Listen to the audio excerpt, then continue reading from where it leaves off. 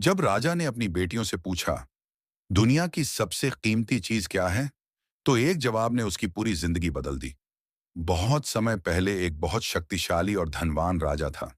उसके पास सोने चांदी, हीरे जवाहरात और बड़े बड़े खजाने थे। उसे अपने धन और साम्राज्य पर बहुत गर्व था। राजा की तीन बेटियां थीं, जो बहुत समझदार और सुंदर थीं। एक दिन राजा ने दरबार में अपनी तीनों बेटियों को बुलाया और पूछा, बताओ, दुनिया की सबसे कीमती चीज क्या है। सबसे पहले बड़ी बेटी बोली, पिताजी, सोना सबसे कीमती है।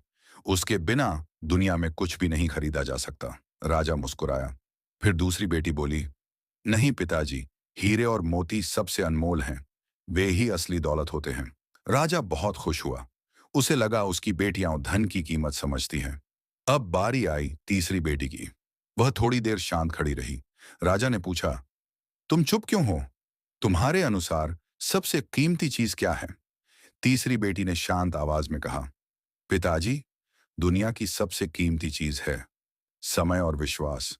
अगर ये एक बार खो जाए तो सोना भी उन्हें वापस नहीं ला सकता। यह सुनकर पूरे दरबार में सन्नाटा छा गया। राजा को लगा कि उसकी बेटी उसे सीख दे रही है। वह गुस्से से भर गया। राजा चिल्लाया, जिसे धन की कीमत नहीं, उसे इस महल में रहने का कोई हक नहीं। इसे तुरंत राज्य से बाहर निकाल दो। सैनिकों ने तीसरी राजकुमारी को महल से निकाल दिया और उसे दूर जंगल के रास्ते छोड़ आए। लेकिन राजकुमारी ने हार नहीं मानी। चलते चलते जंगल में उसे एक घायल व्यापारी मिला। कुछ लुटेरे उसका सारा सामान लूटकर उसे घायल करके भाग गए थे। लोग डर के कारण उसकी मदद नहीं कर रहे थे, लेकिन राजकुमारी ने उसकी मदद की। उसने उसके घाव साफ किए, उसे पानी दिया और उसकी देखभाल की। कुछ दिनों बाद व्यापारी ठीक हो गया। उसने कहा, तुमने मेरी जान बचाई है, मैं तुम्हें व्यापार सिखाऊंगा। राजकुमारी ने मेहनत और ईमानदारी से व्यापार सीखना शुरू किया। धीरे धीरे वह एक सफल और अमीर व्यापारी बन गई।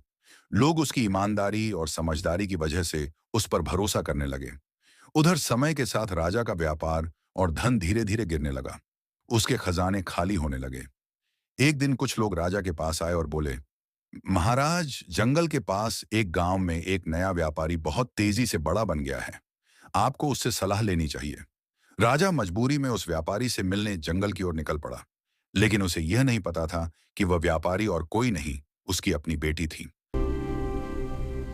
दोस्तों, मेरी कहानी कैसी लगी? अगर अच्छी लगी हो तो वीडियो को लाइक और सब्सक्राइब करें और आगे का पार्ट देखने के लिए कमेंट में लिखें पार्ट 2।